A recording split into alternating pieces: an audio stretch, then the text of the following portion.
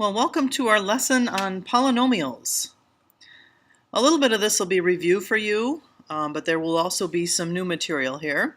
So there you have your learning targets for this lesson and a little bit of vocabulary that we need to cover initially to get through. So the very first thing we need to talk about is what is a term of a polynomial. And a term of a polynomial is just something where you have a product of numbers and variables, and each of these terms is separated by addition or subtraction. The leading term then is the term that has the highest degree. And you might ask, well, what is the degree of a polynomial then? Well, the degree is the highest power on the variable. So down here in this example on your notes here, the highest degree is the variable that has the biggest number exponent. The coefficient is the number in front of a term. It's the number part of a term. And the leading coefficient is the number in front of the leading term. So here we have, in general form, don't let this formula scare you. This is just the general form of a polynomial equation where a sub n is called the leading coefficient. It's the number in front of the x term that has the highest exponent. The degree of the polynomial is n in this case. That's the highest exponent. And then these go in decreasing order. And then the leading term is that very first term that has the highest degree. So I think these make a lot more sense when we just do some examples. In these two examples, it says identify the degree, the leading term, and the leading coefficient of the following polynomials. Well, they are not in standard form. We need to put our polynomials in standard form first before we can identify the degree, leading term, and leading coefficient. So what we want to do is we want to look at this thing and say, well, which variable has the highest exponent? Well, this one doesn't have a variable. The exponent on the variable here is 2, and this one has a variable with an exponent of 3. 3 is the highest exponent on the variable, so that's going to make the degree of this polynomial 3 because of this term. So if I were to put this in standard form, I would put minus 4x cubed first. That's my leading term, has degree 3, and then the leading coefficient will be negative 4. That's the number part with the sign in front of that leading term. So that would be my first term, and then I would go plus 2x squared plus 3. That would be in standard form. Letter B. This one is already in standard form. It's in the highest exponent term first, and then the next highest, and then the third highest. So it's in standard form, so the degree is 5, and that comes from the exponent on t. The leading term is 5t to the 5th. It's the whole term. The leading coefficient also happens to be 5. That's the number in front of the variable t. So that should have probably been some review for you. I think we've covered that before. To add and subtract polynomials, we need to be able to combine like terms.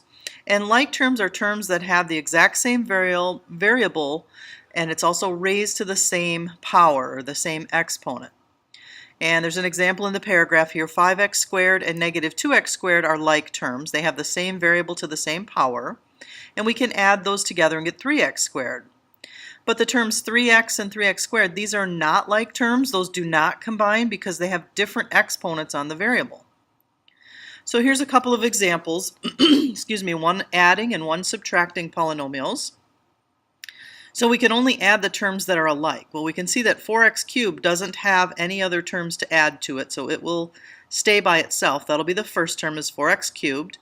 Here we have a 12x squared and an 8x squared. Those will combine and we add those to 20x squared. A plus 9x and a minus 5x, those are like terms, and those will add to 4x.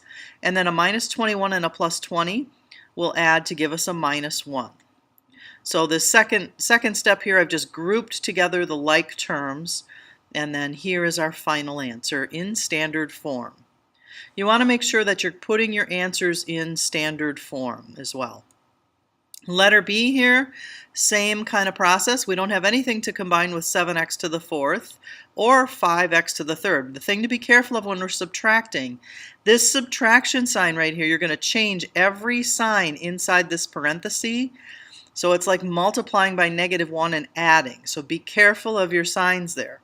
So when we have a minus x squared and then a minus 2x squared, this one actually becomes a plus 2x squared. So we're going to get a positive x squared. So make sure that you're watching that. So check those signs. So here is our final answer on that. All right, to multiply polynomials, a little bit more challenging, but nothing you can't handle. We're going to use the distributive property and then just add what we get together from the distributive property. So the very first thing we're going to do in this slide is we are going to go ahead and multiply everything by 2x over here. We're going to distribute that 2x through the parentheses and multiply each of those three terms on the right by the 2x on the left. So I'm going to go ahead and do that, multiplying 2x by everything there. Then what I'm going to do is I'm going to go ahead and I'm going to multiply everything there by positive 1, and I'm going to write that result as well.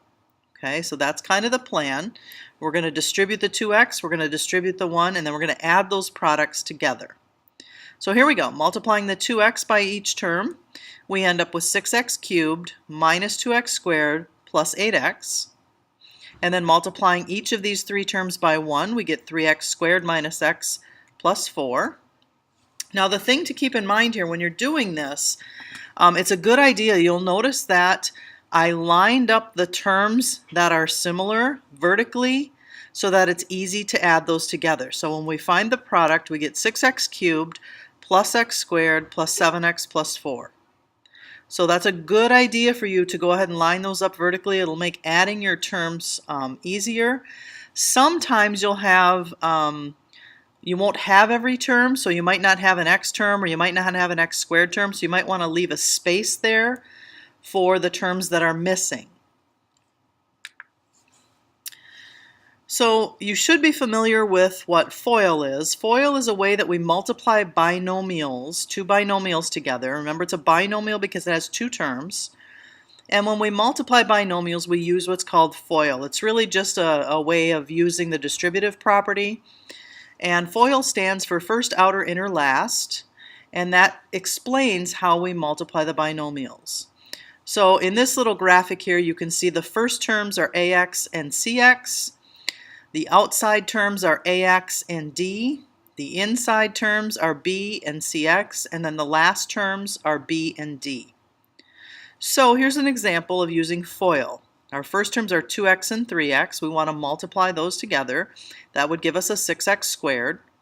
Our outside term in red here is 2x and plus 3, giving us 6x. Our inside term in green here is a negative 10 and a positive 3x. Keep in mind that you're using whatever sign you have to the left of the number. That gives us a minus 30x. And our last term is negative 10 times a positive 3 for a negative 30. And then we need to combine those outer inner terms. Those outer inners will always combine. And so we get 6x squared minus 24x minus 30 as our final answer. So a couple of specific things that you need to be able to do with perfect square trinomials. Sometimes we have binomial products that have special forms, and this is a special form called a perfect square trinomial. So when we square something like a variable plus a number and we're just going to square it, we're going to multiply it by itself. It's a lot faster. Rather than using FOIL, there's actually a formula for doing that. So basically what you're going to do in italics here, it says when a binomial is squared, the result is the first term squared added to double the product of both terms and the last term squared. So all you're going to do to find the product here, rather than using FOIL, you can just square the first term. In this case we'd have x squared. Down here we'd have x squared. Multiply these two terms together. That would give us a times x and double it. So it would be 2ax, and then square the last term, which would be a squared. And that's our formula. So rather than using FOIL, we should be able to do this very quickly. So square the first term in our first example gives us x squared. Multiply x and 5 and we get 5x, but then we have to double that, so that gives us 10x, and then square the last term. So you're going to square, multiply, double, and square. And there's your answer. And you can verify that using FOIL if you like. So again, on the second one here, square the first term gives us x squared. Multiply these together with the sign is a minus 3x and double it. Minus 6x, and then square the last term, gives us a plus 9.